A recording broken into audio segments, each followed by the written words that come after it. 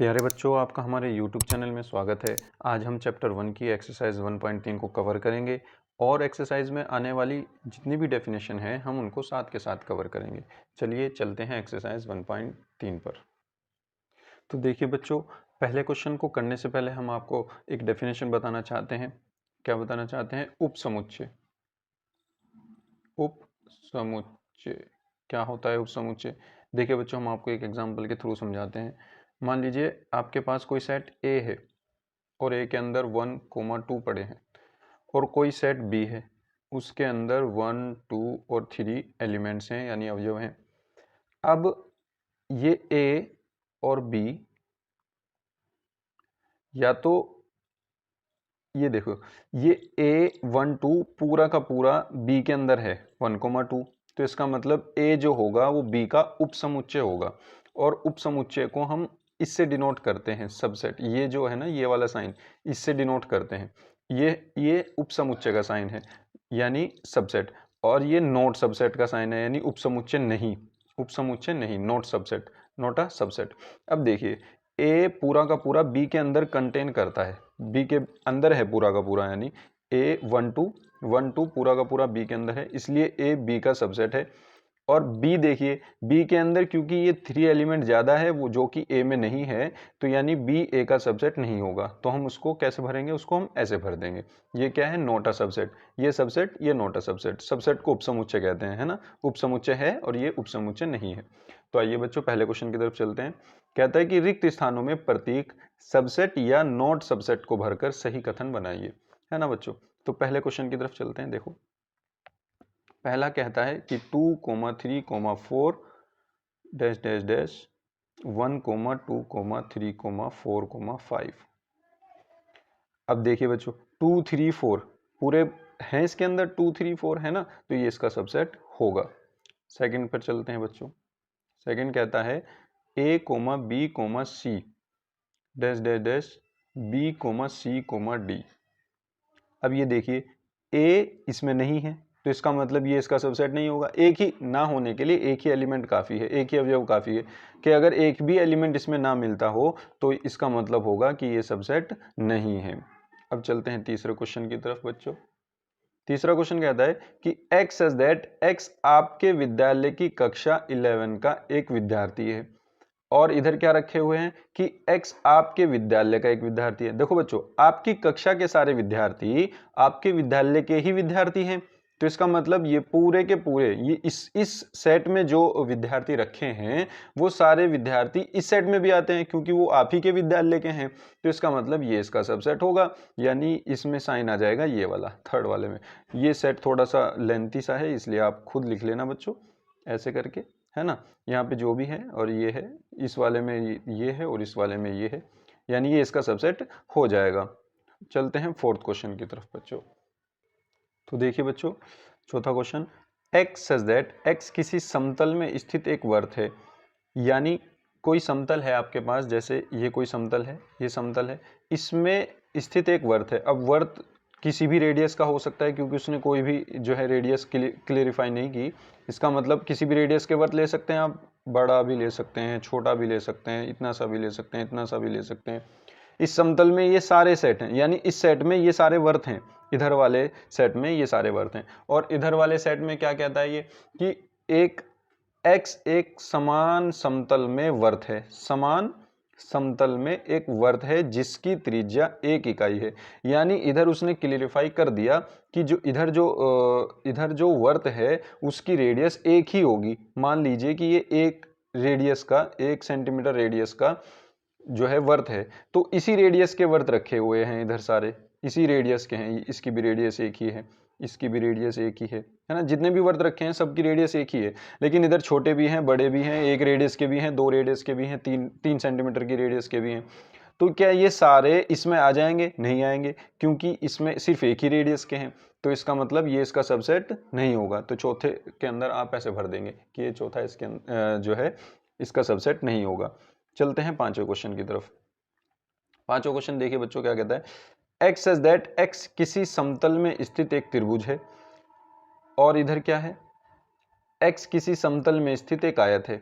इसमें तो कोई भी रिलेशन नहीं है। इधर सारे त्रिभुज रखे हुए हैं और इधर सारे आयत रखी हुई हैं, तो त्रिभुज तो आयत में आएगी नहीं, तो इसका मतलब ये भी सबसेट नहीं होगा। ठीक है ना बच्चों। नेक्स्ट पे चलते हैं। किसी समतल में स्थित एक समबाहु त्रिभुज है और इधर एक्स एज दैट किसी समतल में स्थित एक त्रिभुज है। देखिए बच्चों, इधर तो सिर्फ समबाहु त्रिभुज हैं और इधर सारे त्रिभुज हैं, है ना। अगर मैं इधर की बात करूं, इस साइड सिर्फ समबाहु त्रिभुज हैं और इस साइड सारे त्रिभुज हैं, तो मैं समबाहु सारे त्रिभुज इसमें इधर आ जाएंगे ना, तो इसका मतलब क्या होगा, इसका मतलब क्या होगा कि ये सबसेट हो जाएगा, है ना। छठे को हम कहेंगे कि इसका सबसेट हो जाएगा, क्योंकि इधर सारे समबाहु त्रिभुज जितने भी होते हैं वो इसमें आ जाते हैं। इसका लास्ट पार्ट क्या कहता है, एक्स एज दैट एक्स एक समप्राकृत संख्या है, यानी इधर के जो सेट है उसमें एक समप्राकृत संख्या है, 2 4 6, है ना, ऐसा करके समप्राकृत संख्या है। और इधर x एक पूर्णांक है, पूर्णांक में भी ये सब आ जाएंगे। पूर्णांक क्या होते हैं, 0 +-1 +-2 डॉट डॉट डॉट ऐसे करके, तो इसका मतलब ये सारे नंबर्स इसमें आ ही जाएंगे, तो इसका मतलब ये इसका सबसेट हो जाएगा। यानी आपका जो ये 7वां क्वेश्चन है वो इसका सबसेट हो जाएगा। ठीक है ना बच्चों। अब चलते हैं नेक्स्ट क्वेश्चन की तरफ। देखिए बच्चों, जांच कीजिए कि निम्नलिखित कथन सत्य है अथवा असत्य है। तो चेक करते हैं। a, b है इस सेट के अंदर और ये बता रहा है कि not a subset b c a, लेकिन ये तो इसका सबसेट है, क्योंकि a, b इसके अंदर भी है a, b। ऑर्डर यहाँ पे मैटर नहीं करता, है ना। कर्म ये आगे पीछे हो सकते हैं, उसमें कोई दिक्कत नहीं है, तो ये दोनों एलिमेंट बस इसमें होने चाहिए। तो ये तो इसका सबसेट था, तो इसका मतलब ये असत्य हो गई बात। ये क्या हो गई, असत्य हो गई, तो हम इसको लिख देंगे असत्य। a, e सबसेट है। एक्स एज दैट एक्स अंग्रेजी वर्णमाला का एक स्वर है, यानी अंग्रेजी वर्णमाला के स्वर कौन से हैं, ये वाले ए ई आई ओ यू, ये हैं स्वर इसके, वोवल्स, है ना। तो ए ई दोनों इसमें हैं, ए ई, तो इसका मतलब ये सत्य है बात, क्योंकि उसने सबसेट कहा है, इसलिए ये बात क्या हो जाएगी, सत्य हो जाएगी। ठीक है ना। आगे चलते हैं।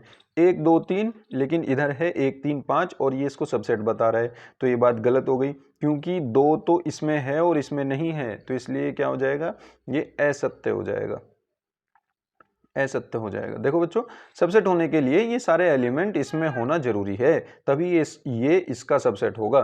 ठीक है ना। तो इसमें 2 है लेकिन वो इसमें नहीं है, तो इसका मतलब ये सबसेट ही नहीं है इसका। ए सबसेट है ए बी सी का, यस है, क्योंकि ए इसमें है, तो ये सत्य हो जाएगी बात। ठीक है ना बच्चों। नेक्स्ट पे चलते हैं। A belongs to a b c. अब ए बिलोंग्स तो नहीं करता, क्योंकि ए तो इसका सबसेट था। अगर ये मैं ब्रैकेट हटा देता तो ये एक एलिमेंट बन जाता। फिलहाल ये एक सेट है और ये पूरा सेट इस सेट के अंदर नहीं रखा, ये इसका एलिमेंट होना चाहिए था अगर बिलोंग्स करवाना है। तो अगर मैं ये ब्रैकेट हटा दूं तो a belongs to a b c तब हो जाएगा, इससे ये बिलोंग्स कर रहा है। लेकिन सबसेट होने के लिए ये सही होगा, लेकिन बिलोंग्स होने के लिए ये गलत होगा, तो इसका मतलब ये असत्य हो गई बात। आगे चलते हैं। एक्स इज दैट एक्स संख्या 6 से कम एक संप्राकृत संख्या है, यानी इधर जो रखी है आपकी, देखो बच्चों, इसको मैं ऐसे लिख सकता हूं, 6 से कम प्राकृत संख्या कौन कौन सी है, 2 है, 4 है, बस ये आ गई। और ये सबसेट बता रहा है किसका, एक्स इज दैट एक्स एक प्राकृत संख्या है जो संख्या 36 को विभाजित करती है। 36 को विभाजित करने वाली कौन है, 2 है, 4 है, 6 है, 9 भी है और 12 भी है ना, मतलब जैसी भी है। अब देखो, ये हमें तो ये देखना बस, ये 2 4 होने चाहिए थे इसमें, तो 2 4 इसमें हमें मिल गए, तो इसका मतलब ये इसका सबसेट हो जाएगा। इसके अंदर जो भी है बाकी 2 4 तो इसके अंदर हैं, तो इसका मतलब ये इसका सबसेट है, तो ये बात सत्य हो जाएगी, है ना। लास्ट वाला जो हो जाएगा ये सत्य हो जाएगा बच्चों। ठीक है ना बच्चों। तो चलते हैं अगले क्वेश्चन की तरफ। देखिए बच्चों, ये क्या कहता है कि मान लीजिए कि कोई सेट ए है और ए वो ये सेट है। अब ये ध्यान रखना कि इस सेट के अंदर भी ये एक अलग से सेट रखा हुआ है और ये इसका फिलहाल पूरा एलिमेंट काउंट होगा। इसमें से हम 3 को अलग और 4 को अलग नहीं कर सकते, ये पूरा एक एलिमेंट है इतना, ये एक एलिमेंट, ये एक एलिमेंट, ये पूरा एक एलिमेंट और एक ही एलिमेंट। निम्नलिखित में से कौन सा कथन सही नहीं है और क्यों, यानी हमें वो बताना है कि जो सही नहीं है उसका हमें रीजन बताना है कि क्यों सही नहीं है। देखिए पहला क्वेश्चन क्या कहता है बच्चों, पहला है 3,4 सबसेट ऑफ ए। तो क्या है 3,4, देखिए ये पूरा 3,4, पहले आप ए देख लीजिए, हम ए लिख लेते हैं यहाँ पर, ए इक्वल्स टू 1, 2, ब्रैकेट 3,4 और ब्रैकेट और 5। अब अगर ये सबसेट होना था तो ये तो अपने आप में एक एलिमेंट है ना, अपने आप में देखो एक एलिमेंट है ब्रैकेट समेत। अगर इसको मुझे एक सेट बनाना था तो मैं इसके बाहर एक और ब्रैकेट लगाता, वो सबसेट इसको सेट बनाता, तब उसको कहता कि हाँ ये ए का सबसेट है। लेकिन फिलहाल ये इसका एक एलिमेंट है, ना कि सबसेट है, उपसमुच्चय ये इसका नहीं है। तो बात ये गलत है। और सही क्या होती अगर ये होता तो हम इसको ऐसे लिखना पड़ता, 3,4, ये तो एलिमेंट है, एलिमेंट को सेट के अंदर लिखते, तब जाके ये ए का सबसेट होता। ये बात सही है, ये बात गलत है। ठीक है ना बच्चों। अब अगले क्वेश्चन पर चलते हैं। सेकंड पार्ट इसका क्या कहता है, देखो 3,4 बिलोंग्स टू ए, हाँ ये सही है, क्योंकि ये इसका एक एलिमेंट है ना बच्चों, ये इसका एक एलिमेंट है, इसलिए ये इसके अंदर होगा और ये बिलोंग करेगा इससे, ना कि ये इसका सबसेट है। सबसेट होने के लिए मैंने बताई आपको बात, ऐसा होना जरूरी है, तो ये सबसेट होगा। अगर ऐसा है तो आप इसको बिलोंग लगाएंगे फिर यहाँ, इसका मतलब ये वाला आपका पार्ट सही है। ठीक है ना, आगे चलते हैं। ये देखो बच्चों, ये आ गई ना बात यहाँ पे, इस 3,4 को इसने एक और बार सेट बनाया और अब ये पूरा एक सेट बना। पहले ये एक एलिमेंट था इसका, अब ये पूरा एक सेट बन गया। अब ये पूरा सेट ए के अंदर है ना, ये पूरा इसका उपसमुच्चय कहलाएगा, कंटेन करेगा तो इसका उपसमुच्चय कहलाएगा। तो ये भी बात सही है। आगे चलते हैं। क्या 1 ए से बिलोंग करता है? यस, 1 ए में है तो ये भी इसको बिलोंग करेगा। 1 सबसेट है ए का? नहीं, ये बात गलत है। देखिए बच्चों, पांचवा क्वेश्चन क्या कहता है कि 1 सबसेट है ए का, ये ऐसी बात कह रहा है, जबकि ये गलत है। सबसेट यानी उप समुच्चय होने के लिए इसको अपने आप में समुच्चय तो बनना पड़ेगा, ये तभी तो इसका उप समुच्चय बनेगा। ये फिलहाल एक अवयव है, तो अवयव तो बिलोंग करता है, ना कि अवयव उप समुच्चय होता है। तो इसको सही करने के लिए हम क्या करेंगे, ये गलत है, सही करने के लिए हम इसको ऐसे करेंगे कि ए को पहले सेट बनाएंगे, तब ये सेट इस ए का सबसेट होगा, है ना। ये एक समुच्चय बनाएंगे और फिर समुच्चय इसका उपसमुच्चय बनेगा, अब ये सही है। ठीक है ना बच्चों। चलो आगे चलते हैं। 1, 2, 5 और इसने उनको एक सेट बना दिया और ये ए का सबसेट है। जी हाँ, बिल्कुल ठीक है, 1 2 5 बिल्कुल ठीक है, ये बात सही है। आगे चलते हैं। 1, 2, 5 बिलोंग्स करता है ए को? नहीं, ये बात गलत है। देखिए बच्चों, ये बात क्यों गलत है वो भी मैं आपको बता दूं। अब 1, 2, 5 को इसने पहले एक सेट बना दिया। अब ये अगर सेट बन गया तो ये पूरे का पूरा, अगर मुझे इसको ए के अंदर बिलोंग कराना है तो ये ब्रैकेट समेत उसके सेट के अंदर होना चाहिए, लेकिन ये ब्रैकेट समेत तो है नहीं। ये तो 1, 2, 5 अलग अलग अवयव रखे हैं उसके अंदर, तो इसका मतलब ये इसका सबसेट होगा। तो अगर मैं, ये तो बात गलत हो गई, अगर मैं इसको सही करना चाहूँ तो मैं इसको ऐसे करूँगा कि 1, 2, 5 को अगर मैं ये बनाऊंगा तो ये सबसेट होगा ए का। ठीक है ना, अब ये सही होगी बात। ठीक है बच्चों, तो ये बात गलत है, हमने उसका रीजन बता दिया। अब आगे चलते हैं। 1, 2, 3 क्या सबसेट है ए का? नहीं, नहीं है, क्योंकि हम 3 को अलग नहीं कर सकते। 3 और 4 पूरा एक एलिमेंट है ना, पूरा एक अवयव है। आप इससे 3 को अलग नहीं कर सकते। तो अगर मैं ये कहना चाहूं कि 1, 2, 3 ए के सबसेट हैं तो ये बात बिल्कुल गलत होगी। तो यानी ये जो पार्ट है आपका 8वां पार्ट, 1, 2, 3, ये इसका सबसेट नहीं होगा। क्यों नहीं होगा? क्योंकि हम 3 को अलग नहीं कर सकते। अगर हमें सबसेट बनाना है तो हम या तो ये ऐसे लिखेंगे कि 1, 2 सबसेट ऑफ ए, या फिर हम इसको ऐसे लिखेंगे कि 1, 2, 2, इसके अंदर एक और लगाएंगे 3, 4 और इसको पूरा ब्रैकेट बनाएंगे, तब ये इसका सबसेट होगा। अब भी ये सही है। या तो हम इसको ऐसे लिखेंगे या ऐसे लिखेंगे, तब ये सही होगा, ऐसे ये सही नहीं होगा। सॉरी बच्चों, वो नीचे चला गया, लेकिन मैं आपको दिखा देता हूं ऐसे कि 1, 2, 3, 4 होगा। इसको 3, 4 एलिमेंट समेत लिखना है, तब जाकर ये इसका सबसेट बनेगा, अदरवाइज ये इसका सबसेट नहीं होगा। हम 3 को अलग नहीं कर सकते उससे। ठीक है ना बच्चों, समझ गए होंगे आप। अब चलते हैं नेक्स्ट पार्ट की तरफ। 9th पार्ट क्या कहता है कि 5 बिलोंग्स टू ए। देखिए 5 का मतलब है कि उस सेट के अंदर एक भी एलिमेंट नहीं है, तो जब एलिमेंट ही नहीं है तो वो ए के अंदर बिलोंग कैसे करेगा, है ना। तो इसका मतलब ये पार्ट गलत है। 5 जो होता है वो किसी भी सेट का या हर सेट का एक सबसेट होता है है ना।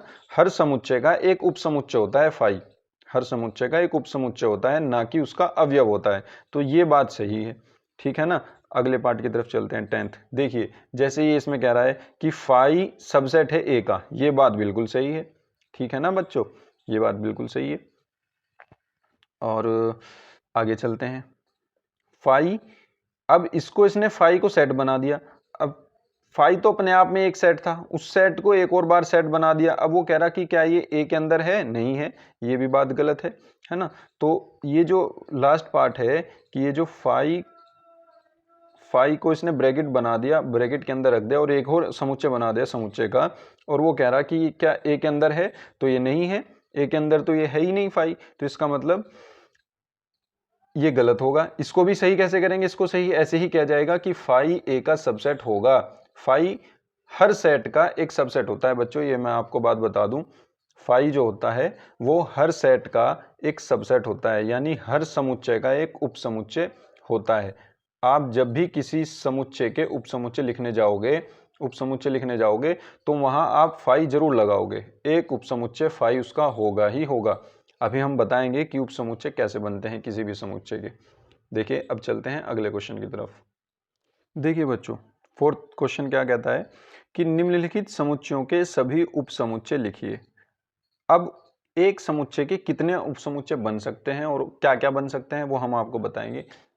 देखिए मान लीजिए आपके पास कोई सेट है ए और उसके अंदर कोई एलिमेंट पड़े हैं 1, 2 ये पड़े हैं। अब आपको इसके उपसमुच्चय लिखने हैं, उपसमुच्चय यानी सबसेट लिखने हैं, उपसमुच्चय, आपको इसके उपसमुच्चय लिखने हैं। तो आप इसको उपसमुच्चय कैसे लिखोगे, सबसे पहले तो आप जितने पॉसिबल हो सके इसमें से आप सेट बना लो, एक एक एलिमेंट्स लेकर के, दो दो एलिमेंट्स लेकर के, जितने भी पॉसिबल हो वो बना लो। जैसे मैंने पहले एक एक करके बना दिए, 1 को अलग कर दिया, 2 को अलग कर दिया, फिर तीसरा एक पेयर बन गया 1, 2 का। 2, 1 तो एक ही बात है, 1, 2 लिख लो चाहे 2, 1 लिख लो, वो एक ही बात है, बस इसके अलावा तो कोई पॉसिबल नहीं है। और एक होता है फाई, जितने पॉसिबल हो वे बना करके एक होता है फाई, क्योंकि फाई के अंदर कुछ एक भी एलिमेंट नहीं होता, फाई खाली होता है। तो आप इसको एक ये भी तो बना सकते हो कि इसमें से कोई एलिमेंट ना ही लो, है ना, ये वाला सेट, तो ये फाई तो होता है। तो हर सेट का हर समुच्चय का एक उपसमुच्चय फाई भी होता है, यानी इस सेट के इस समुच्चय के आपके पास 4 उपसमुच्चय बने, 4 उपसमुच्चय बने। और अगर आपको ये कह दे कि ए के अंदर, मान लीजिए वो ऐसा कह दे कि number of elements in a, यानी ए के अंदर अवयवों की संख्या मान लीजिए उसने 3 दे दी कि 3 है, तो आपको वो पूछ रहा है कि इसमें कितने उपसमुच्चय बनेंगे, कितने उपसमुच्चय बनेंगे, यानी उपसमुच्चयों की संख्या पूछ रहा है, उपसमुच्चयों की संख्या पूछ रहा है, उपसमुच्चयों की संख्या कितनी होगी।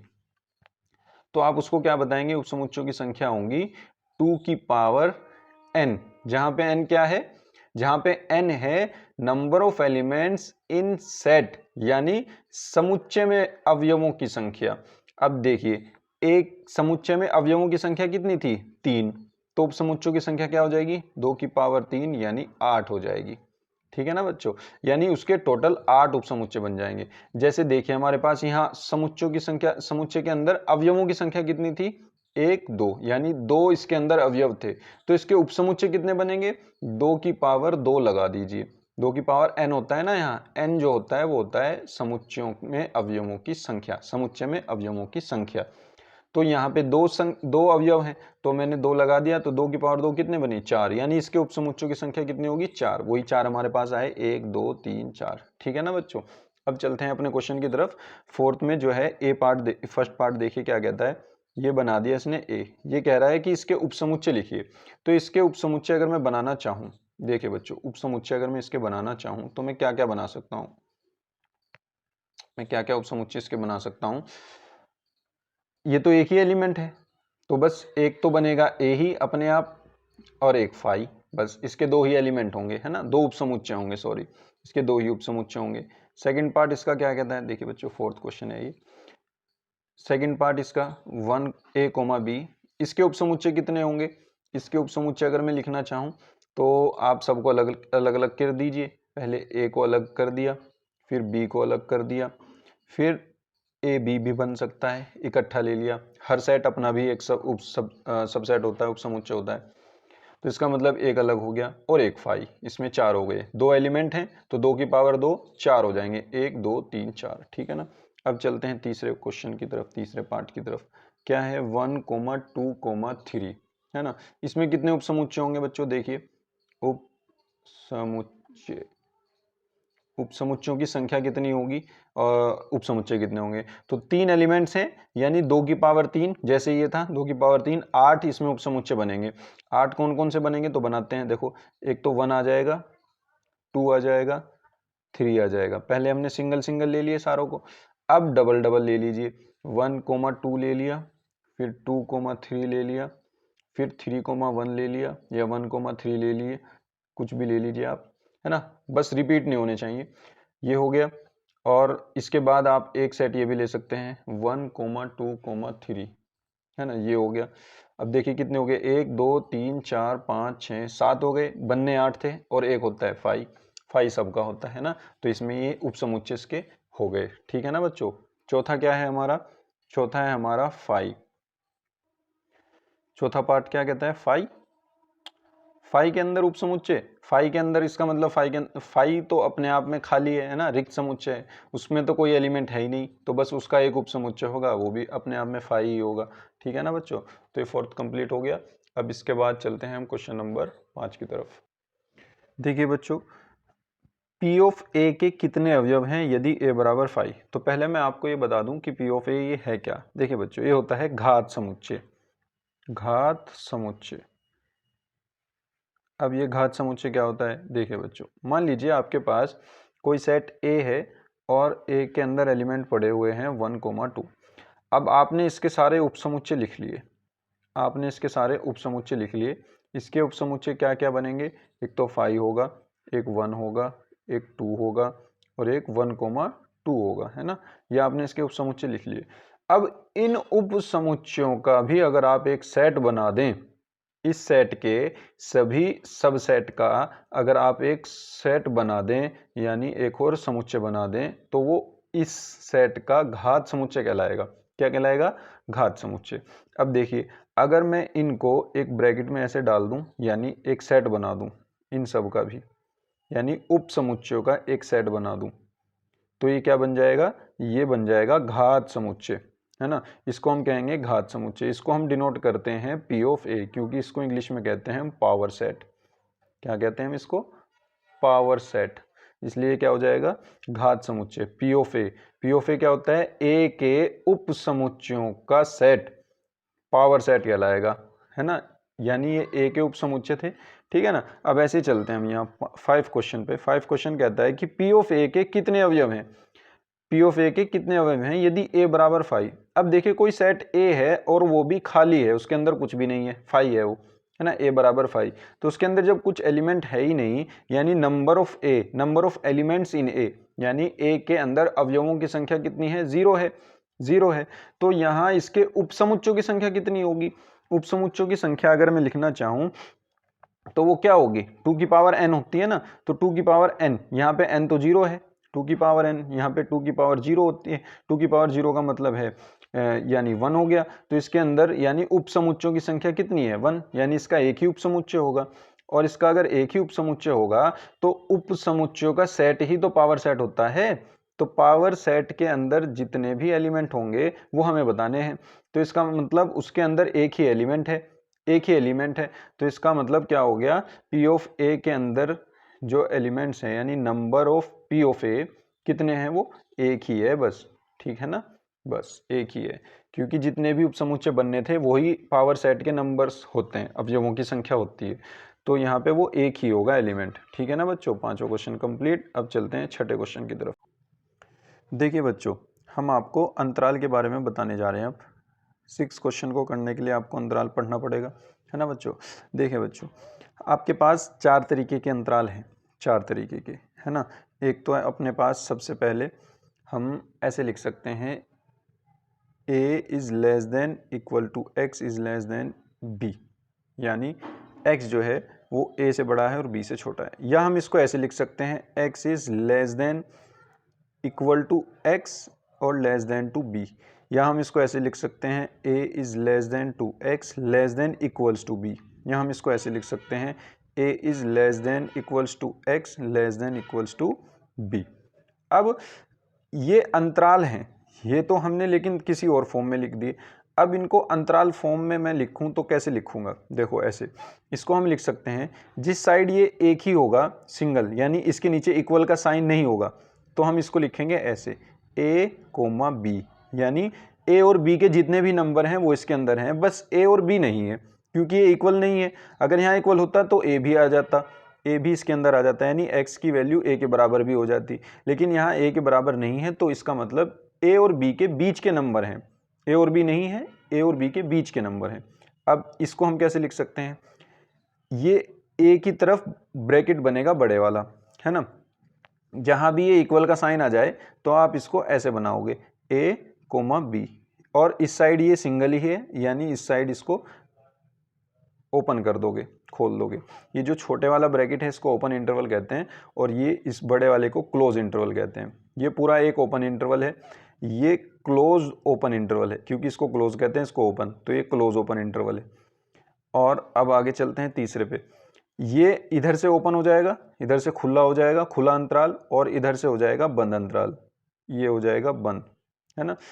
हाँ, अगर हिंदी में करें तो इसको हम खुला अंतराल कहते हैं, और इसको बंद अंतराल, और इसको खुला अंतराल कहते हैं, और इसको खुला और बंद अंतराल कहते हैं। और अब इसको देखिए, ये दोनों तरफ से बंद है, तो इसका मतलब इसके अंदर आ जाएगा a कोमा b ब्रैकेट बंद, ये बंद अंतराल है। इसमें a भी है और b भी है, दोनों हैं, और उनके बीच के सारे नंबर भी हैं। लेकिन इसमें a नहीं था, b था, और b भी था, और a और b के बीच के सारे नंबर थे, लेकिन a नहीं था।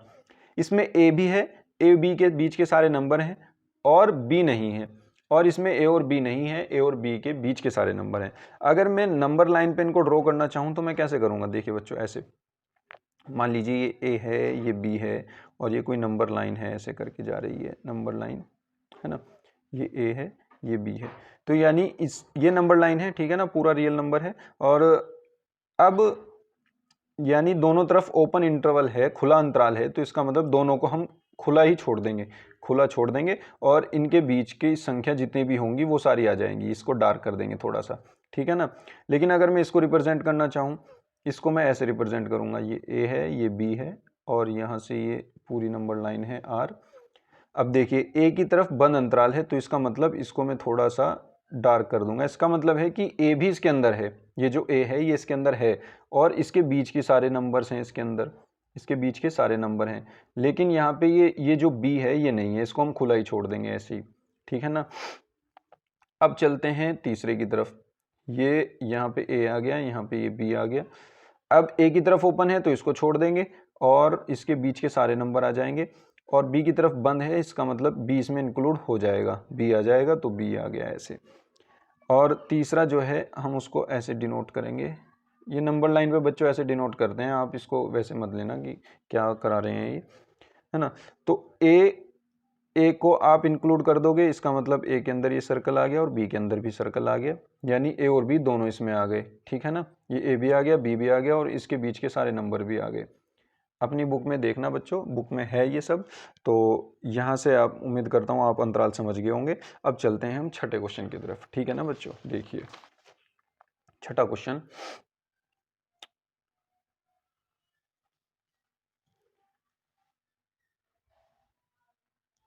देखिए बच्चों 6 क्वेश्चन, निम्नलिखित को अंतराल रूप में लिखिए। पहला क्वेश्चन क्या कहता है इसका ही, x says that x belongs to r, यानी x हमने r से लिया, और कहाँ से कहाँ तक है, -4 से लेकर के, मैं ये लिख देता हूँ बस सीधा कि -4 से लेकर के less than to x less than equal to 6। इसमें -4 नहीं है, लेकिन -4 से बड़ी संख्या सारी हैं, और 6 से छोटी हैं, और 6 भी है। तो हम इसको कैसे लिखेंगे अंतराल में, हम इसको अंतराल में ऐसे लिखेंगे बच्चों, -4 की तरफ ओपन इंटरवल बना देंगे, और 6 की तरफ क्लोज इंटरवल बना देंगे, ठीक है ना बच्चों।